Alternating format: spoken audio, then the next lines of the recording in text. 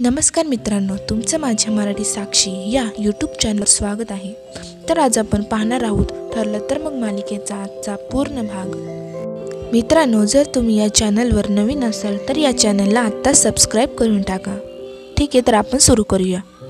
तर मित्रांनो, ठरलं तर मग मालिकेच्या आजच्या भागामध्ये आज आपण पाहणार आहोत की अर्जुन हा बसलेला असतो. तो जे घडलं त्याचाच विचार करत असतो आणि मग तेवढ्यात चैतन्य तिथे येतो. मग अर्जुन त्याला म्हणतो, अरे चैतन्य, काय होऊन बसलं हे? आज आमच्या कॉन्ट्रॅक्ट मॅरेजचं शेवटचा दिवस होता यार. माझ्या लाईफचा बेस्ट डे होता, पण आज तो वर्स्ट डे झाला. मग चैतन्य अर्जुनला म्हणतो, तू शांत हो आधी. हे बघ, हर्ट तर सगळे झालेत, पण कल्पना मावशी तिला सांभाळणं आता खूपच अवघड जाणार आहे अर्जुन. मग अर्जुन चैतन्यला म्हणतो, यार मम्मा माझ्याशी बोलतच नाही आहे यार, काय करू मी? अर्जुन आता खूपच दुखावलेला असतो. चैतन्याला खरं तर त्याची ही अवस्था बघवतच नसते. तेव्हा अर्जुन म्हणतो, पूर्णा आजी, डॅड सगळेच खूप हर्ट झालेत रे. त्यात हे सगळं इतकं सडनली झालं ना की मी कसं हँडल करू मलाच हे कळत नाही आहे. इथे काय कळत नाही आहे रे मला, असं परत परत अर्जुन म्हणत असतो. आणि मग चैतन्य त्याला म्हणतो, अर्जुन मला वाटतं ना ह्या सगळ्यात तुझीच चूक आहे. तू सायली वहिनीला आधीच प्रपोज करायला हवं होतं. जर तू केलं असतं ना तर तुम्ही दोघे एकत्र उभे राहू शकला असता इथे. तेव्हा अर्जुन म्हणतो, आज तरी कुठे सांगू शकलो मी त्यांना. तेव्हा चैतन्याला खूप मोठा धक्का बसतो. तो त्याला म्हणतो, काय? मग इकडे कुसुम सायलीला म्हणत असते, तुमचं आजसुद्धा बोलणं झालं नाही. परत कुसुम म्हणते, अगं बाई, मी हसू की रडू? तू इतके दिवस इतकी तयारी केलीस, बोलू की नको असं खेळ खेळत राहिली आणि तू त्यांच्याशी काहीच बोलली नाहीस. मग इकडे अर्जुन चैतन्याला सांगत असतो की अरे आज मी म्हणणारच होतो त्यांना आय लव्ह यू. मग इकडे सायली कुसुमला म्हणते, कुसुमताई, मी अर्जुन सर काय बोलतायत त्याचीच वाट बघत होते आणि मग मी माझ्या मनातलं प्रेम त्यांच्याकडे व्यक्त करणार होते, पण त्याआधीच. मग इकडे अर्जुन चैतन्याला सांगत असतो, तेवढ्यात मम्माचा फोन आला आणि आम्ही लगेच निघालो. तेव्हा चैतन्य त्याला म्हणतो, तू लगेच निघाला? मग अर्जुन होकारार्थी मान हलवतो. मग चैतन्य त्याला विचारतो, काहीच न बोलता तू लगेच निघाला अर्जुन? तू आजही सायली वहिनीला प्रपोज केलं नाहीस? मग अर्जुन नकारार्थी मान हलवतो. मग चैतन्याला खूपच मोठा धक्का बसतो. मग चैतन्य म्हणतो, I don't believe this Arjun. असे फोन वाजत होता तर वाजू द्यायचा ना. मग अर्जुन चैतन्यला म्हणतो, अरे मम्माचा फोन कसा इग्नोर करू मी? मग चैतन्य म्हणतो, अरे म्हणून काहीच न बोलता तुम्ही निघाला? तुम्ही तसेच कॅफेमधून निघाला? अर्जुन, अरे तुझा टाईम इतका कसा चुकू शकतो रे? मग अर्जुन म्हणतो, तेच कळत नाही. मग इकडे महिपत म्हणत असतो, ए नाचो, आणि असं म्हणून तो नाचत असतो. आणि तो म्हणतो, त्या सुभेदाराचं खोटं लग्न उघडं पडला, त्याच्या बायकोला घराबाहेर काढलं नाचो रे, असं म्हणत असतो. मग साक्षीमध्ये, अण्णा काय चाललंय तुमचं? काय हो, त्या सायली अर्जुनच्या लव्ह स्टोरीमध्ये कधी इतका इंटरेस्ट घेतला नाही, तर त्यांचा ब्रेकअप झाला तर इतकी खुश आहात तुम्ही? मग महिपत साक्षीला म्हणतो, अरे पोरे, तुझ्यासारखं इथलं नाही, बापासारखं 500 किलोमीटर अंतरावरचं बघायला शिक. तो वकील वाघासारखं तुझ्या मागे लागला होता.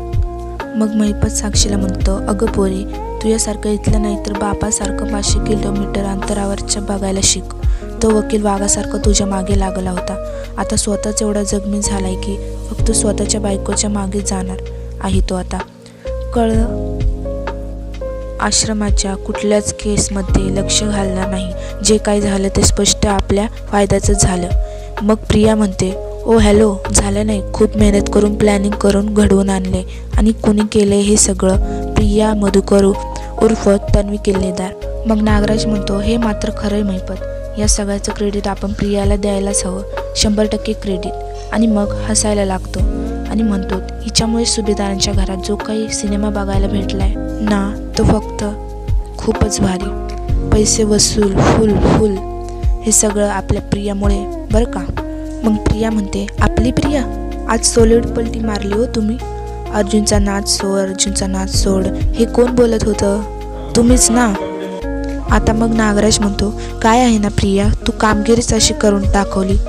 मग प्रिया असं करते आणि म्हणते, तुमच्यासारखं असं फालतू बडबड करत नाही बसत. मग नागराज म्हणतो, मग प्रिया परत म्हणू लागते, करून दाखवलं डायरेक्ट.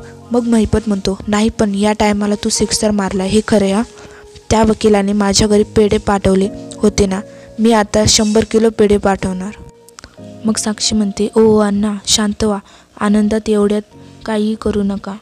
नाही म्हणजे आपल्या सगळ्या प्रकरणाशी संबंध आहे हे अर्जुनला अजूनही माहीत नाही आहे.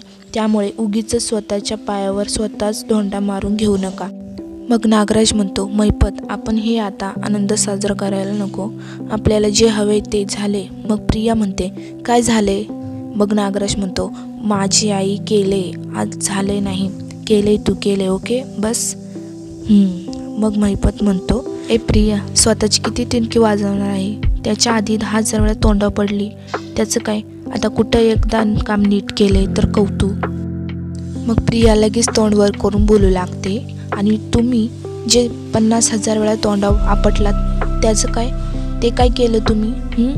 माझ्या थोबाडात मारली, मी आज करून दाखवलं, आता माझं कौतुक करताना तुमचं काय अडलंय? मग साक्षी महिपतला म्हणते, अण्णा. मग साक्षी प्रियाला म्हणते, अगं तुझं कौतुकच आहे बाबा मला, म्हणजे तू होती ना म्हणून ते पॉसिबल झालं, खरंच थँक्यू सो मच. पण आता अर्जुन इतका वीक झाला ना की फायनल घालणे जास्त सोपं होईल. सो प्लीज आता ह्याच्या पुढच्या वेळ तू आम्हाला देशील ना? प्रिया म्हणते, हां हवा तो वेळ घे, पण जर अर्जुन साक्षरी शिकरे हे नाव विसरून गेला ना तर त्याचं क्रेडिट मलाच द्यायचं, ओके? आता मला ॲटिट्यूड दाखवायचं नाही आहे. ती पुढे म्हणू लागते, काका तुम्हाला हे लागू होतं. नंतर इकडे सायली कुसुमला विचारत असते, मला खूप काळजी वाटते मधुभाऊंची. मग कुसुम म्हणते, तुला माहिती आहे ना की ते अस्वस्थ झाल्यावर कुठे जातात, तुलाही तीच सवय आहे. अगं येतील ते.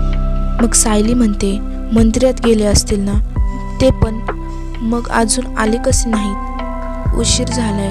मग कुसुम म्हणते, ह्यांना जरा शांत बसायचं म्हणलेत ना मग ते येतील, तू काळजी नको करू, मला माहिती आहे ते येतील. 10 ते 15 मिनिटात वाट बघू जरा, जर ते नाही आले तर मी त्यांना मंदिरात भेटायला जाते.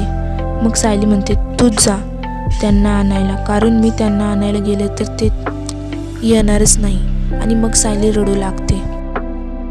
मग इकडे अर्जुन खूप अस्वस्थ झालेला असतो.